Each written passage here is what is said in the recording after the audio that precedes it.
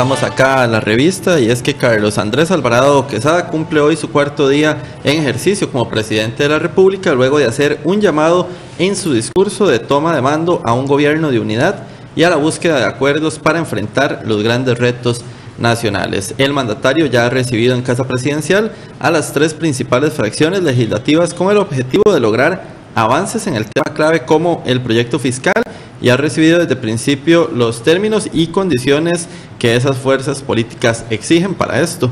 Sin embargo, lo fiscal solo es uno de varios retos que enfrenta la administración Alvarado, que incluye temas ambientales, de seguridad, salud, infraestructura, empleo, entre otras. Y bueno, por supuesto, para desarrollar acá cada una de estas temáticas está con nosotros ya el presidente de la República, Carlos Alvarado. Buenos días, don Carlos. Buenos días, don Carlos. Gracias por acompañarnos aquí en la revista. Muy buenos días. Ya el cuarto día, ya esto se pasa muy ágilmente. Es muy rápido. Hay muchas cosas que hacer, pero optimista por el futuro del país, pero trabajando. Necesitamos hacer muchas cosas. Muchas negociaciones ha tenido en solo 2 días, pero ayer llamó un hecho la atención, por lo menos a mí particularmente. Usted pone en su oficina el retrato de Juan Mora Fernández, una persona que se le llamó también el padre del periodismo, ¿verdad? Usted es comunicador, usted es periodista, lo pone de cara a la celebración del Bicentenario. ¿Será que tiene como dentro de su pauta, de su caminar, el tema de la prensa y el tema de las relaciones con la prensa, presidente, como algo esencial? Estas cosas simbolizan, usted como comunicador, una como comunicadora, marcan pauta. ¿Es eso lo que en parte le inspira a usted también, tener a Juan Mora Fernández en su oficina, ese retrato? Sí, me inspira. Juan Mora Fernández fue un hombre y un jefe de Estado que, como le correspondió iniciar nuestra vida siendo el primer jefe de Estado, tuvo que abordar muchas áreas. Él destacó en efecto en temas de prensa y periodismo. Si no me equivoco, hubo un diario que se fundó, el primero del país, como en el marco de su independencia. También tuvo que llevar adelante iniciativas en educación, y era algo que le preocupaba. Tuvo vínculo con el comercio, por ejemplo, también. Tuvo que preocuparse por las finanzas públicas. Era hasta entonces, como asumía las riendas de esta nueva nación, en aquel momento tuvo que empezar a velar por el erario público para poder hacer las cosas que se requería. También tuvo que ver en cosas de salud pública. En fin, aquel era un país joven que iniciaba y que tenía que iniciar en muchos ámbitos y de una manera valiente, dejando ya lo que era en aquel entonces la Capitanía General en Guatemala y demás. Y creo que 200 años después, o cerca del Bicentenario, a nosotros nos toca en otra dimensión elementos parecidos. Tenemos que tener mejoras en educación, mejoras en la parte de la hacienda pública, mejoras en salud y en efecto la comunicación moderna de redes sociales, la comunicación con los medios de comunicación, con la inmediatez. Con la primera imprenta crea ese diario. Es correcto. Entonces nos presenta retos de igual envergadura, aunque 200 años después, y creo que es una bonita figura para que me acompañe, y particularmente en el tema periodístico. Político, comunicador, político, periodista. Bueno, ahí tenemos una similitud también. Ajá. Y yo lo que no quiero que ocurra, y me esmeraré, es que me digan que en casa de herrero cuchillo de palo. Por eso, vínculo con la prensa. Correcto, y quiero tener la mejor comunicación. Sé que la relación con los medios de comunicación, con la prensa, es una relación de gobierno con los medios, por naturaleza, yo llamo, es conflictiva, pero en el buen sentido, porque uno no viene esperando que los medios sean complacientes. Eso no es lo que pasa en una democracia, más bien se espera que sean críticos.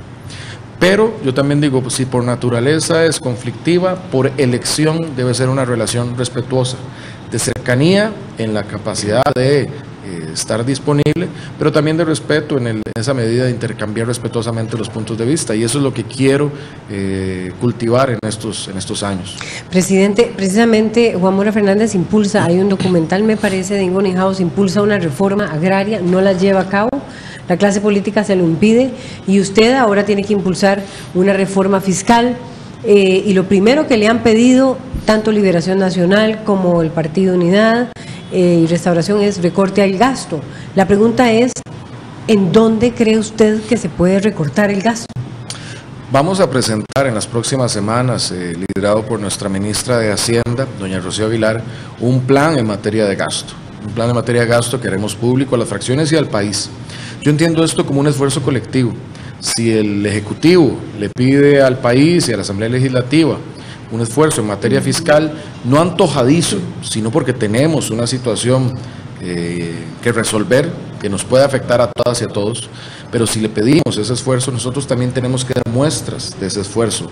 Y la gran lucha que tendremos por delante es cómo colectivamente sacar esto. El Ejecutivo, y así lo hice ver en el discurso inaugural, debemos comprometernos con una serie de medidas para recaudar mejor, para combatir la evasión, reducir la informalidad, también medidas de austeridad. Tenemos que mostrar que mientras estamos... ¿Dónde, don Carlos? Porque usted habla de pasar del 6.43 al 3%, y tenemos una planilla en este país, seguridad y educación prácticamente la acaparan. Ahí donde se puede recortar, no se puede tocar planilla, bueno, excepto que se quiera despedir trabajadores y trabajadoras. ¿Dónde se puede cortar sin afectar programas? Cuando ve uno de las peticiones de liberación, de restauración y de la unidad, ¿qué margen de maniobra tiene usted? Estas son casualmente parte de lo que tenemos que hacer. Nuestro plan contempla la reducción del 6.2 que está actualmente hacia un 3 del PIB al final de los 4 años de mandato. Correcto. Esa ruta crítica tiene que hacerse con medidas de varias direcciones, no solo una dirección. Una tiene que ser los ingresos, otras tienen que ser la eficiencia, es decir, hacer más con lo que ya tenemos o con menos, y otras tienen que ver el gasto. Uno, en lo principal en el gasto, tiene que ver con el ritmo de crecimiento del gasto. El gasto tiene que crecer a un ritmo menor que lo que crece la economía. Entonces ahí no es de entrada necesariamente un recorte del gasto, sino atenuar la velocidad con que crece el gasto. Pero ahí donde te haya oportunidades de recortar gasto superfluo o gasto que no esté rindiendo frutos, se hará. Y se hará con un ánimo también de demostrar nuestra intención de que esta es una empresa colectiva. Esto es algo que tenemos que hacer todas y todos. A mí me complació ver también que hay una intención de diputados de Liberación Nacional y de Restauración de liderar, por ejemplo, comisiones en estas materias. A mí me parece oportuno. ¿Por qué? Correcto, porque también esto lo que nos da es una opción de que sea una empresa colectiva. Esto no lo va a resolver un solo gobierno o un solo partido o una sola persona. Esto tenemos que hacer muchas personas llegando a acuerdos y buscando cómo hacerlos. A todos nos va a tocar en algo, pero a todos y a todas nos tiene que beneficiar como sociedad. Don Carlos, y por ejemplo, en a todos nos va a tocar en algo, bueno, evidentemente el pueblo y demás deben entenderlo, sin embargo, ¿sigue así o cree usted en la propuesta de lo del gravamen hacia la canasta básica en ese 2%, los medicamentos en el 4%? ¿Es eso algo de lo que los costarricenses deben entender que tiene que pasar, o cree usted que existe una alternativa diferente para no gravar canasta básica y medicamentos, que son realmente importantes? Esas son propuestas que están sobre la mesa y que deben ser discutidas, y ahí hay, como todo en la vida, dos visiones. Es un tema complejo de comunicar. ¿Por qué? Porque cuando se dice se va a gravar canasta básica en algunos rubros con 2%, o educación o algunos otros en 4%, se dice es que se le va a subir. Ahí lo que se requiere es explicar lo que es el impuesto de valor agregado. El hecho de que se le incorpore un monto lo que permite es la trazabilidad en toda la cadena de valor. Eso es un tema complejo más técnico. Los que conocen de eso y los que lo explican, lo que señalan es que tener este porcentaje permite la trazabilidad de la cadena y una mejor recaudación, y a la larga protege al consumidor, porque este 2% no se le termina trasladando a él como un costo. Pero estas son discusiones que deben darse para que la ciudadanía y todas y todos entendamos en mejor dimensión de lo que trata. No es simplemente un aumento en esos puntos antojadizo para recaudar más, sino que también tiene una razón técnica, porque hay que también entender que pasamos del impuesto de ventas tradicional a un impuesto de valor agregado, que tiene que ver con esa cadena de valor que va agregándose. Son temas complejos, no son temas que incluso a mí me lo tienen que explicar en algunas ocasiones, porque no es mi área de expertise esto. Pero el ánimo ahí a la larga es beneficiar en esta cadena para que sea lo mejor. Eso tiene que ser parte de una discusión. Esto tenemos que tener mucho celo a la hora de tener esta discusión, porque cada sector va a buscar, va a decir, mi sector es importante, quiero exclusión. Correcto. Y a la larga, si todos como sector decimos, yo soy importante, quiero exclusión, terminamos sin hacer un plan y terminamos donde comenzamos, en un problema. Yo sé que es algo que no es popular, yo lo digo muy abiertamente a los costarricenses. Y es lo primero con lo que usted está empezando. Es lo primero, pero incluso yo tampoco fue algo que quedé ocultado. Eso yo lo vengo hablando desde el año pasado cuando era candidato, incluso como precandidato. Lo dije muy claramente porque no es algo que debe tomar por sorpresa hoy a los costarricenses. Yo lo dije, es algo que necesitamos hacer, que es complejo, pero que es por el bien de nuestra sociedad. ¿Y está listo Carlos Alvarado tal vez para soportar el costo político de una medida de esas, empezando el gobierno? Sí, ese es mi trabajo. Mi trabajo aquí es hacer lo que es correcto para el país. Ese es mi trabajo. Yo sé que eso tendrá costo político, yo sé que para personas pues que no estarán satisfechas. Pues, en un tema de impuestos yo nunca he visto a nadie celebrándolo, pero es lo mejor para nuestro país. A mí me recuerda mucho cuando se le enferma a uno el chiquito, a mí en mi caso particular, Gabriel, que está pequeño y se enferma y uno tiene que darle una medicina que no le gusta y se enojan y lloran y hay molestia y uno se siente muy acongojado, pero uno sabe que tiene que hacerlo porque es lo mejor para él. Yo a veces veo condiciones en esto, necesitamos esto para ayudar al país. Pero vamos a ver, la reforma, y tenemos muchos temas, presidente, la reforma habla de impuestos de valor agregado, habla de tasar con el 15% los ahorros, etcétera. Pero, presidente, hace poco la Contraloría General de la República volvió a ubicar en 8.22 la evasión fiscal y en 5.33 las exoneraciones, y la reforma no toca nada de este tema. Bueno, algunos de esos puntos, evasión fiscal, perdón, es uno que y a debe... eso voy, en que los sectores que más la adversan, por supuesto los laborales y otros han dicho ahí que es una reforma solo de impuestos a clase media y baja, no es de impuestos a los que más riqueza tienen. Bueno, yo no comparto esa opinión. Por ejemplo, el impuesto a los salarios de más de 2,5 millones, eso toca una proporción muy pequeña de la población, que es la que más ingreso tiene. Aquí en Costa Rica, quienes ganan más de 2,5 millones, son una proporción muy pequeña de la población, que es la que más gana. A esa se tasa. El impuesto de valor agregado, quienes más consumen, es quienes más dinero tienen. Es decir, serán quienes más estarán contribuyendo al fisco también. Entonces, ahí no es cierto que afecta a la clase media o a la clase más baja nada más. Ahí, quienes más se recauda es a quienes más ingresos tienen, serían los que más están dando. Se grava en renta todo lo que tiene que ver con capital. Eso es de los sectores más dinámicos de la economía que tienen estas rentas de capital. Y entonces para eso, porque esas son las cosas que tenemos que discutir.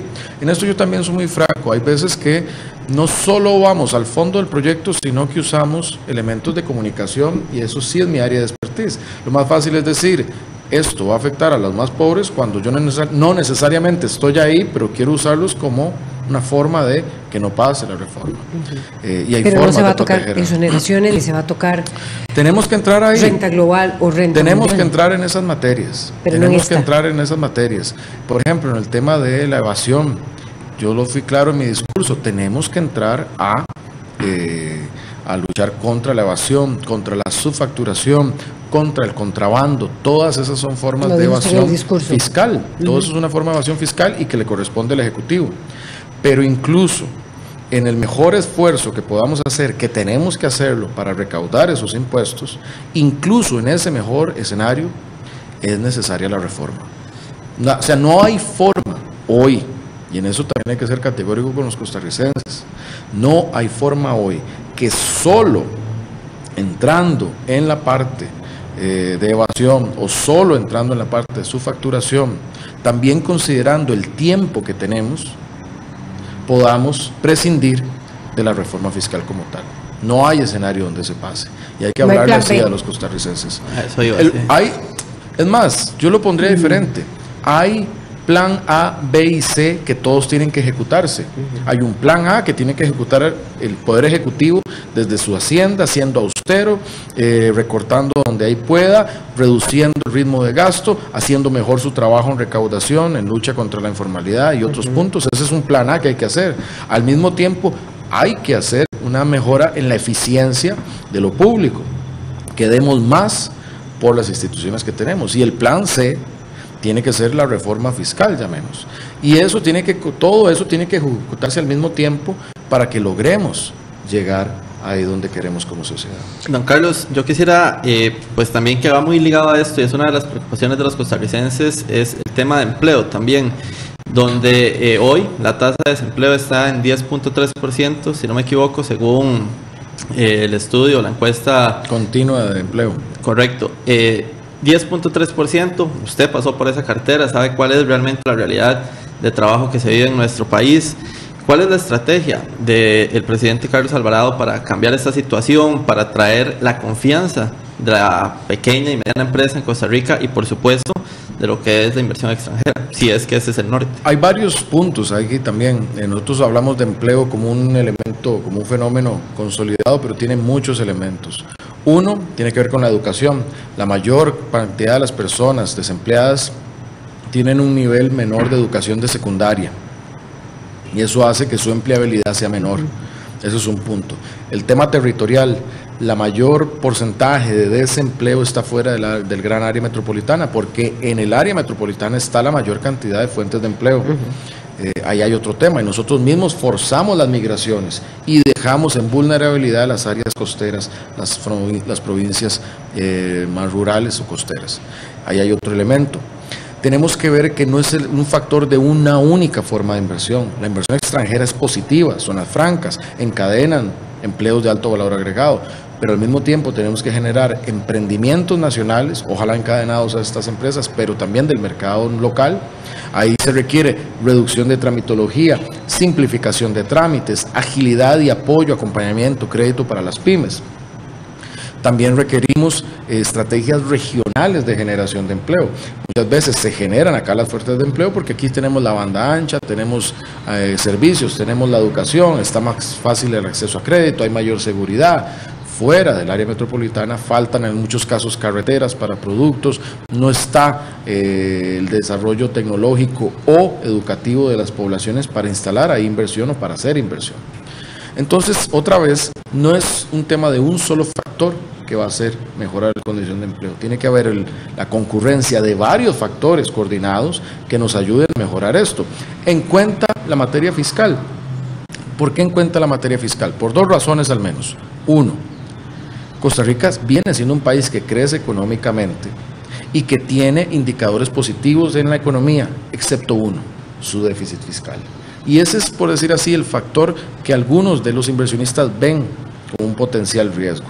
Nosotros, quitando el factor del déficit fiscal, tenemos una economía mucho más sólida y todavía más atractiva para la inversión. También por eso es importante, en un punto de vista positivo, resolver lo fiscal. Pero dos, muchas veces, y yo lo veo incluso en las sesiones que tuve con los distintos diputados y diputadas, que me complace mucho estar recibiendo a los diputados y diputadas,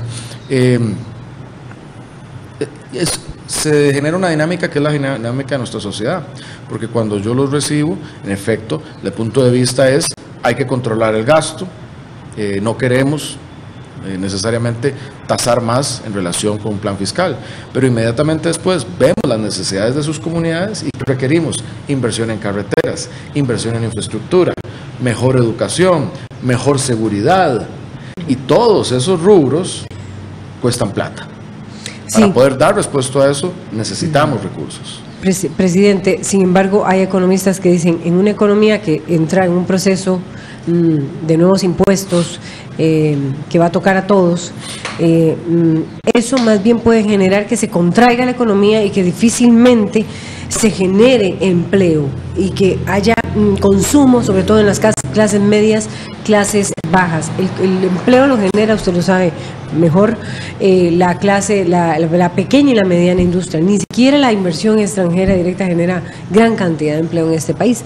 ¿Qué va a pasar con una economía contraída en el tema del gasto ¿cómo va a lograr generar empleo? Y le agrego, perdón, también porque usted habla de ciertos requerimientos para poder dar ese tema, como el tema de eliminar un poco la burocracia, la infraestructura y demás, pero el gran punto es cómo hacerlo. Bueno, esos son los cuestionamientos claves y lo que nosotros necesitamos responder. Un tema importante tiene que ver con, no podemos ver esto solo como este proyecto. Es que en efecto, si lo vemos solo como este proyecto, pasa el proyecto, pero no pasa nada más. Nosotros necesitamos transmitir la confianza en otras áreas de que se están mejorando cosas. En el tema de la tramitología, en el tema de la digitalización, en el tema de, en general, agilizar todo lo vinculado al sector productivo y facilitarlo. Porque en efecto, solo avanzando en lo fiscal sin lograr avanzar en otras materias, puede que más bien lo que generemos es una contracción, pero eso no es lo que queremos hacer. Lo que queremos es resolver lo fiscal para generar confianza al mismo tiempo que logramos hitos y avances en el tema económico, por ejemplo, en temas como trámites en la Caja o en Hacienda o en Ministerio de Salud, trabajando con las municipalidades. Muchos de nuestros temas productivos incluso no tienen tanto que ver con la materia fiscal, excepto por el elemento de la inversión en materia de el riesgo. Muchos de nuestros elementos productivos tienen que ver con los trámites que duran mucho, tienen que ver con la falta de competitividad en ciertos sectores privados y también algunos de los públicos que deben ser mejorados. Tiene que ver con esa falta de certeza. Muchas veces las pequeñas empresas les cuesta mucho formalizarse por toda esta tramitología. Es ahí donde tenemos que mejorar esas condiciones para que haya una economía que avance más. Y ese es el gran reto que tiene mi equipo de gabinete y de gobierno para trasladar esa confianza y dar resultados en estas materias. La pobreza está, usted lo decía muy bien, nos hemos concentrado en la GAM. ¿Qué pasó con las zonas costeras? Y en las zonas costeras, presidente, fue donde menos apoyo tuvo usted.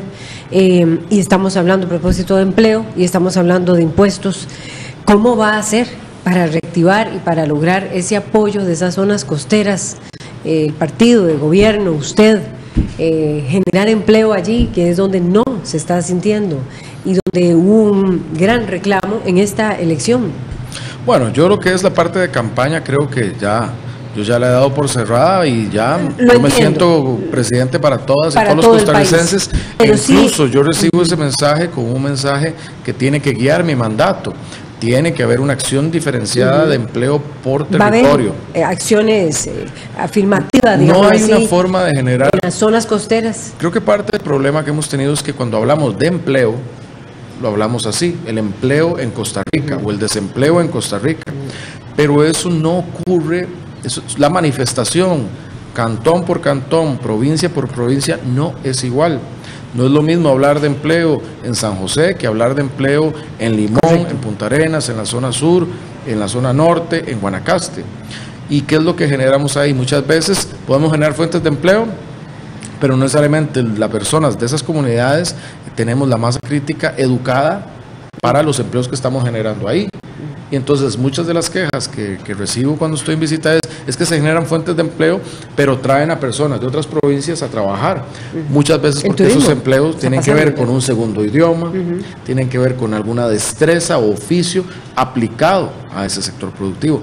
Tenemos que llevar esas destrezas, que esas destrezas estén en las provincias donde se generan esos empleos. Y hablamos de llevar. Bueno, ahí tiene que ver con una serie de acciones. Son varias y depende región por región, porque también tiene que empoderarse la gente de cada región a donde quiere llevar el desarrollo de su provincia. Hablamos de temas de cruceros en Limón, se habla de todos los temas productivos, de pesca, bueno, en el Pacífico Central, donde hay que hacer una transformación productiva y sostenible en las artes de pesca que tenemos, y eso va a costar también plata, inversión para cambiar los modelos de negocio, pero que permitan a las familias llevar ingresos a sus hogares. Entonces no hay tampoco una solución única, una panacea para cada provincia y cada región. Hay que de manera concreta, local, generar esas condiciones, pero tiene que ser con apoyo del gobierno central, porque muchas tienen que ver con carreteras nacionales. Muchas tienen que ver con disponibilidad de agua. Tenemos un tema como país en materia de agua, si bien se ha avanzado mucho, tenemos un problema en materia de infraestructura hídrica o de acueductos, que muchas veces no permite que llegue el agua, y eso a su vez inhibe desarrollos de vivienda, desarrollos de nuevas empresas, desarrollos de emprendimientos. Ahí hay un factor. Hoy el internet es crítico, y internet de alta velocidad es crítico, educación es crítica. Entonces, como ven, no es un factor. Y ahí entra el concurso de muchas instituciones. Por eso en el discurso también hablé del empleo y el bienestar con un enfoque territorial. Y lo que diseñaremos como gobierno son iniciativas de empleo regionales en las cuales el Poder Ejecutivo apoyará a las regiones para el fomento de estas obras que deben empujar el desarrollo económico y el desarrollo de empleos. Presidente, usted habló muchísimo, quizás su discurso se diferencia de otros sobre el tema del ambiente, y hubo muchas acciones, hechos que simbolizaron esa sello suyo en la actividad de traspaso de poderes. En el tema de hidrógeno está usted muy casado. Ayer decía la presidenta ejecutiva del ICE, Irene Cañas, que el hidrógeno es caro.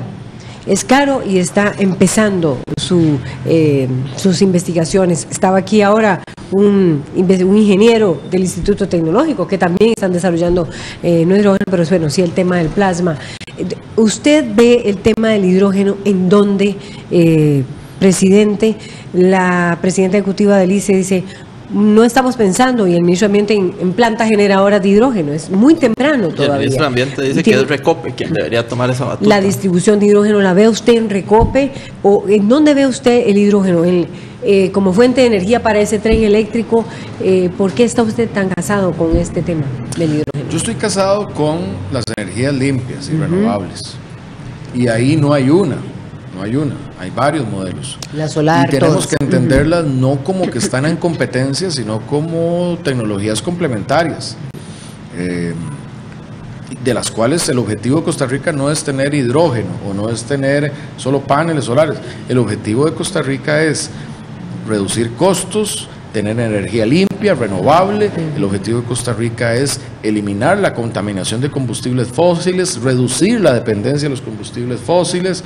En fin, hay una serie de objetivos. El hidrógeno, las energías limpias en sí propiamente no son un objetivo, son un medio a una sociedad más limpia, a una sociedad más competitiva, a una sociedad que nos enorgullezca, y Costa Rica puede hacer eso. En materia de el hidrógeno, es una, en efecto, de esas fuentes. ¿Dónde la ve usted, presidente? En lo que me han instruido en la materia, hidrógeno sirve para transportes más grandes. El tren. Hay trenes de hidrógeno, hay furgones de hidrógeno, porque ahí lo que se ha visto es que en el desarrollo de las baterías, uno de los problemas con las baterías para la movilidad eléctrica es el peso aún de las baterías, lo que hace que los transportes de carga grandes no sea aún rentable que sean vehículos eléctricos puramente, sino que sale más rentable en transporte pesado el que sean de hidrógeno. Pero eso es parte de lo que tenemos que explorar. Nosotros, como en los acuerdos de país, comprometimos ser un laboratorio para la descarbonización, y eso es lo que tenemos que aspirar a hacer. Y Costa Rica tiene muchas oportunidades en esto. Yo el mensaje que quiero lanzar no es que Costa Rica se va a convertir exclusivamente en una economía de hidrógeno. Lo que quiero decir es, necesitamos explorar todas esas rutas. Creo que es también lo que menciona la presidenta ejecutiva del ICE, doña Irene, cuando dice que ve esos desarrollos, por ejemplo, en alianzas público-privadas. Es decir, en esto no tenemos que cerrarnos o ceñirlos a los modelos tradicionales o pensar que, no, eso le toca solo a una institución o a otra institución. Es una sociedad que tiene que, de lo público y lo privado y las herramientas institucionales que tiene, sacar adelante ciertas agendas del país. ¿Usted ve a Astra como una de esas alianzas pública-privadas? ¿Ve al Tecnológico de Costa Rica en una de esas alianzas pública-pública? ¿Sería ahí? Bueno, ahí tenemos mucho de qué echar mano. Es que ahí es donde tenemos que explorar o aprovechar todas esas oportunidades. Será la realidad la que nos determine cuáles son los mejores modelos. Pero la realidad no se va a manifestar si no la empujamos y si no hacemos cosas con ellas. Podemos profundizar experiencias en biocombustibles, podemos revisar y ver más allá en los reglamentos de generación distribuida que te involucran mucho lo que son paneles solares. En fin, hay una gran agenda que podemos hacer ahí. Lo que pasa es que a veces como país, en vez de acometer esa agenda tan maravillosa, tan optimista, tan de futuro, lo vemos como más bien entramos en unos enredos institucionales entre las instituciones, la ARECEP, la Contraloría, el sector privado, y terminamos no siendo constructivos cuando tenemos una ventaja competitiva por sobre el resto del mundo. Yo lo que no quiero que ver es nosotros teniendo una ventaja competitiva con la matriz eléctrica, dentro de unos años quedarnos estancados y países que no la tenían que nos estén rebasando. Eso es lo que no puede pasar. Pero para hacer eso tenemos que tener el valor, el coraje de hacer cosas distintas, de cambiar, de modernizar, y por eso yo hablé en el discurso también de modernizar instituciones en cuenta, el ICE y Recope, y lo dije deliberadamente, porque necesitamos cambiar el modelo. Pero si ve a Recope distribuyendo hidrógeno. Veo participando en un modelo de energía limpia, eso es lo que lo veo. Yo no voy a tratar de determinar que usted tiene que distribuir esto, usted tiene que distribuir aquello. Lo que me toca decir es, ustedes tienen que modernizarse hacia las energías limpias. Tienen que modernizarse hacia las energías limpias, porque también queremos que no dependamos solamente de los combustibles fósiles. El mundo está cambiando. Y Recope, por ejemplo, fue una institución conceptualizada en un mundo que se movía por petróleo. Hizo investigaciones por petróleo. Entonces, eso fue el paradigma anterior. En 78. El paradigma actual tiene que ser, reconozcamos que hay una capacidad instalada y que el mundo se está moviendo en otra dirección y que nosotros rápidamente tenemos que movernos en otra dirección. Presidente, en materia, bueno, decía usted ahora, cuando hablábamos de la atención a las zonas costeras y demás, que uno de los grandes problemas también era evidentemente el de infraestructura. Usted lo ha estado hablando muchísimo desde que era también precandidato. Hoy el tema de la Ruta 32, por ejemplo, es uno de los grandes pendientes. Esta ampliación, se decía que no había ni siquiera planos existentes. ¿Considera usted que hay que hacer una renegociación de lo que es la Ruta 32 o van a continuar con lo que se tiene hasta ese momento? Bueno, la tarea que tiene don Rodolfo Méndez como ministro de Transporte es casualmente llevar estos puntos a claridad y certeza para la ciudadanía. Como hemos visto debilitada en las últimas décadas la capacidad de planificación y de gestión de obra, muchas de esas preguntas son las que no hemos tenido capacidad de responder con claridad. Hay preocupación en San Ramón por los temas del fideicomiso y cuándo va a salir los estudios. En San Carlos hay preocupación porque no hay certeza en tiempos, en costo. En Cartago igual. La preocupación viene mucho de la incertidumbre. El ministro está haciendo una tarea ardua y lo sé desde ya, por devolver confianza. Por eso él mismo ha puesto un plan y lo hemos coordinado para una ejecución inmediata de ciertos puntos para probar nuestra capacidad de respuesta en temas de movilidad y transporte, que son estos 28 cuellos de botella que se ha propuesto resolver en el plazo, en un medio plazo, llamémosle. Pero también ahí le tendremos que generar la certeza de este tipo de proyectos, de cómo se llevarán adelante. Creo que esa es la gran tarea que se tiene en la infraestructura. Es una tarea asociada con la infraestructura misma, pero también con la confianza como sociedad que tenemos para hacer estas obras, que la hemos perdido. Pero sí hay que renegociar con el gobierno. Bueno, eso es algo que debe determinar el ministro haciendo el análisis de... Él fue el que dijo que no había planos. Haciendo el análisis de la misma obra, tendremos que tomar las decisiones que competan en este campo. ¿Y cómo hacer creer finalmente? Porque... bueno, hemos tenido ya varios gobiernos que han venido con esta planificación, al igual que con San José de San Ramón, y bueno, ya sinceramente, pues nadie termina creyendo en la propuesta que se da, pues no hay un avance significativo, por ejemplo, en estas dos grandes obras y en Cartago. Bueno, la ciudadanía creerá y eso será un proceso, yo también lo he dicho, no es de la noche a la mañana, no es que mañana se resolvió y ya todos creemos. Esto es un proceso en el que tenemos que de manera consistente ir dando respuestas, claridad y resultados, y a las personas hay que hablar con transparencia y con la verdad. Sí, en algunas de estas obras yo tengo que decir, pues, eventualmente, alguna de ellas que sea relevante, con claridad y certeza, va a estar en X año y ese año no es durante mi administración, yo tengo que decírselo a la gente, pues la gente tiene que tener una expectativa clara de qué es lo que va a pasar con esa obra. Es mejor hablarle a la gente con sinceridad y decir, vea, eso no va a estar hasta dentro de tantos años, pero ahí sí va a estar, y esta es la ruta crítica, a decir, vamos adelante, estamos avanzando, estamos trabajando, pero que no hayan esas certezas. A mí una experiencia tuvo que ver con el hospital de Punta Arenas. En el caso del hospital de Punta Arenas, hay una fecha que ha dado la caja, que es decirles, el hospital está programado para concluirse en el año 2021. Y ahí la ciudadanía tiene una fecha. Y esa fecha no es en 1 o 2 años. Pero ellos saben que el compromiso que adquirió la caja con la comunidad es entregar ese proyecto en el 2021. Y ahora las mesas de trabajo se enfocan en el seguimiento de esa meta. Ya hay certeza de la comunidad y está a la espera de un hito concreto. Eso es lo que no nos ha pasado en las otras obras. En las otras obras no tenemos expectativa fecha, lo que tenemos es una gran ansiedad. Bueno, eso es una de las primeras tareas que tenemos que resolver. En particular en San Ramón, presidente, que es un modelo de fideicomiso, ¿usted espera, tiene un plazo, le estableció un plazo a don Rodolfo Méndez Mata sobre cuándo va a estar esta importante obra? Lo principal es tener certeza. Yo no quiero, yo aquí la técnica que tiene que dominar, no la política. Yo no puedo llegar desde la política antojadizamente y decir, me tiene esa carretera en 2 años. Pero desde el punto de vista con base en los criterios técnicos y realistas. A don Rodolfo, y es lo que también está en el discurso, sobre esas obras claves en materia de infraestructura vial, tenemos que construir la certeza de cómo se van a llevar adelante, cuáles son el procedimiento y cuáles son las fechas y los costos que se estiman para dar seguimiento. Eso es lo que hoy hemos adolecido como país y es lo que ha generado tanta molestia y es lo que ha generado pérdida de confianza. Ese es nuestro gran reto. ¿Cómo ven Habdeba y también a la APM Terminals? ¿Las ve compitiendo? ¿Va a recibir apoyo Habdeba para poder competir con APM Terminals?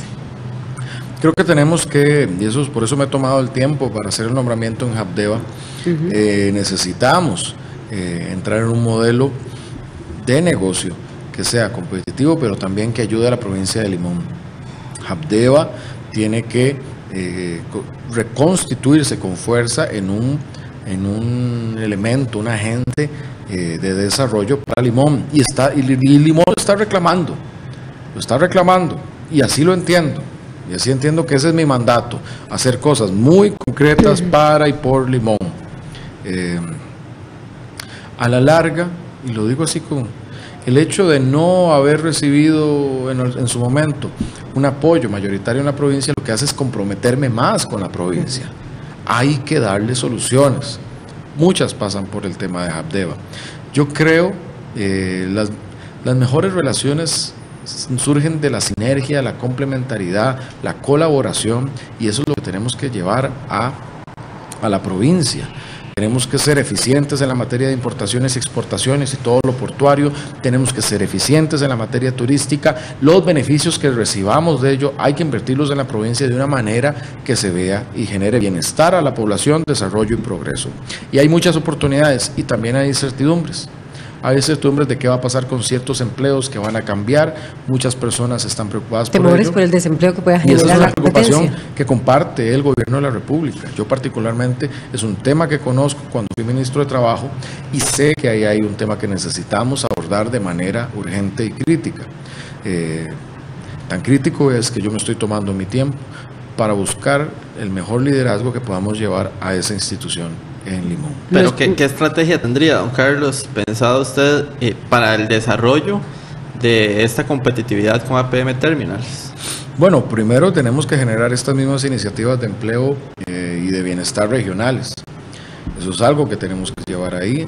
APM tiene una inversión importante, tiene que ser un movilizador de la economía. Habdeba tiene que también tener parte como modelo de negocio, y eso será del modelo y la estrategia que tiene que generar el liderazgo que llegue a la institución y que llevemos a la comunidad. Yo confío profundamente en el trabajo en equipo, confío profundamente que podremos hacer una diferencia positiva en la provincia porque hay muchos proyectos en ciernes. Mi mayor preocupación no obstante, es esa pérdida de confianza que tenemos. Yo, por eso también hice énfasis eso en el discurso. A veces el problema no es tanto el proyecto, o la carretera, o el tren, o la concesión. A veces el problema es que no confiamos en que podemos hacer las cosas y que nos enfrascamos en eternos diferendos que no nos permiten avanzar. ¿Es eso lo que está pasando con el nombramiento de el jerarca o la jerarca en Jabeba? No, yo lo que estoy buscando ¿No hay diferencias con, digamos, con la unidad en este sentido? No, ese es un nombramiento que yo hago, pero es que en verdad tengo muy claro que ahí necesitamos un liderazgo positivo que nos haga llevar esto adelante. Tengo claro que, y ahí me estoy tomando tiempo. Casualmente tuve la oportunidad de conversar con el diputado Cruikshank de Limón, de Restauración.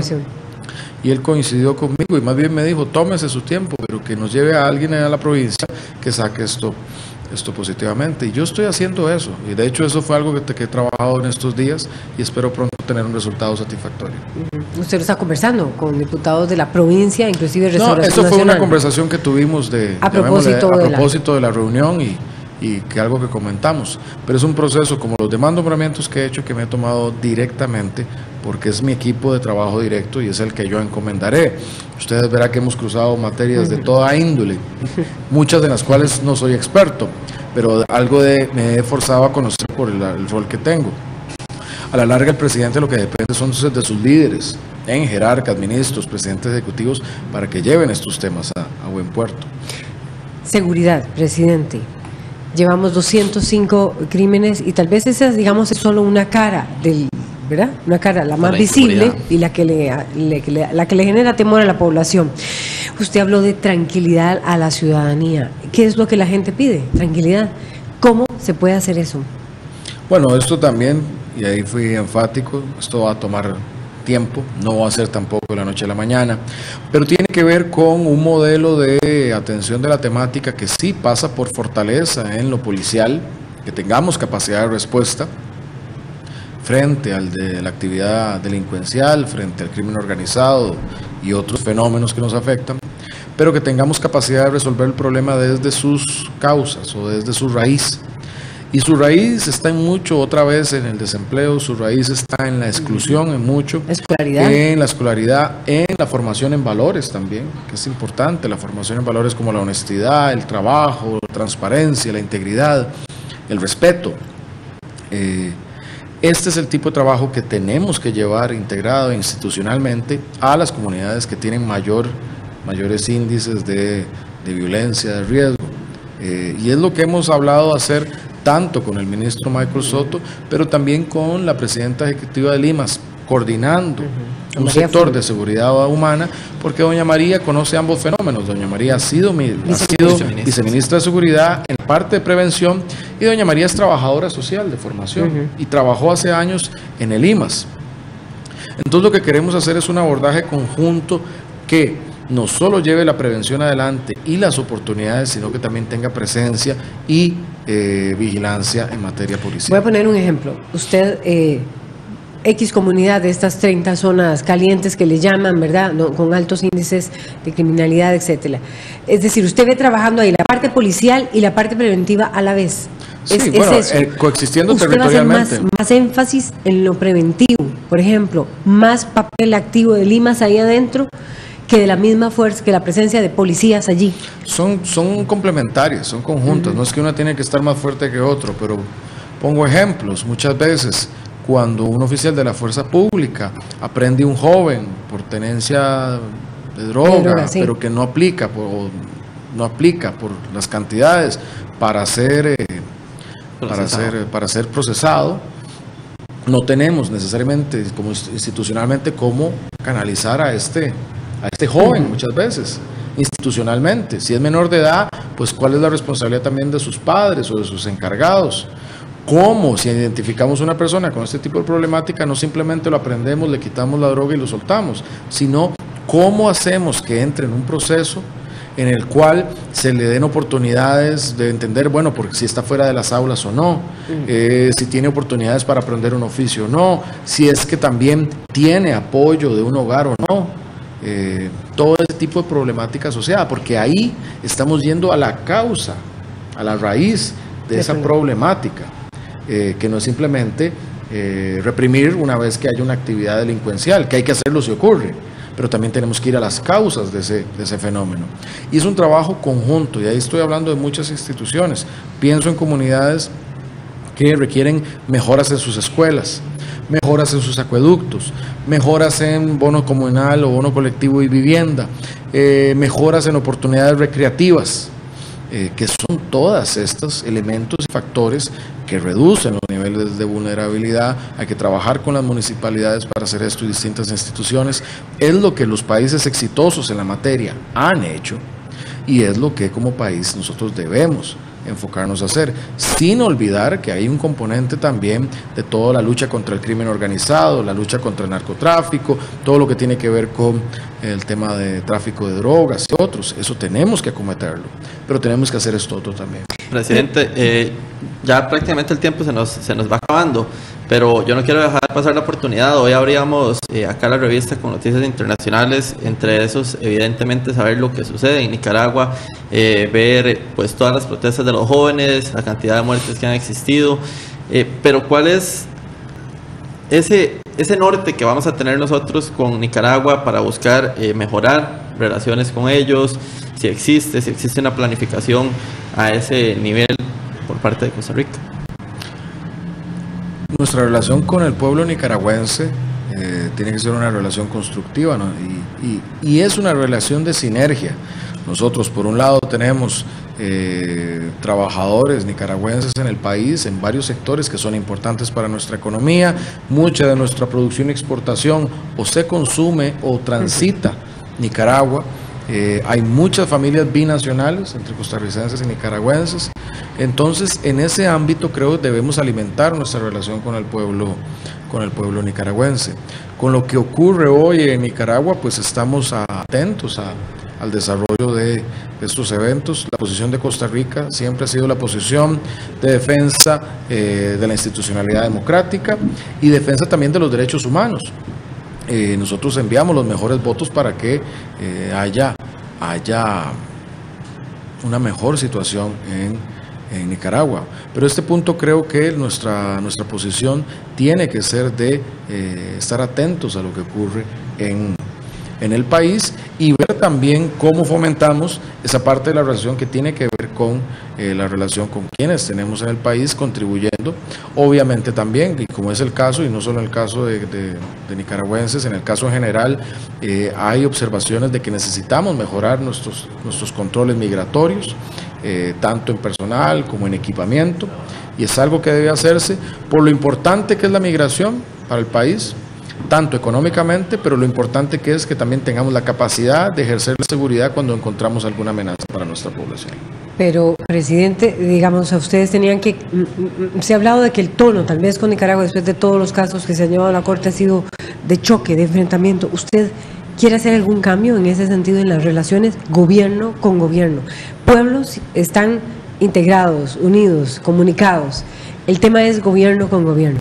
Bueno, la relación entre los gobiernos creo que debe seguir siendo la que es respetuosa, que si hay algún tipo de diferencia en materia como lo ha habido, como en los casos de los que han ido a la Corte Internacional, pues dirimirse en esos espacios institucionales multilaterales, como lo ha sido la Corte, y hacerlo con respeto, y en los temas bilaterales trabajar de una manera colaborativa para lo que interesa en la parte económica a ambos países. Pero creo que la relación debe mantenerse en ese ámbito de respeto.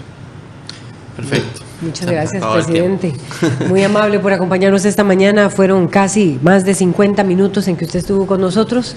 Queríamos tenerlo hora y media, pero es imposible. Sabemos que tiene una agenda y aquí están sus asesores que se lo tienen que llevar también. Gracias por acompañarnos aquí en la revista. Esperamos que esta no sea la última visita.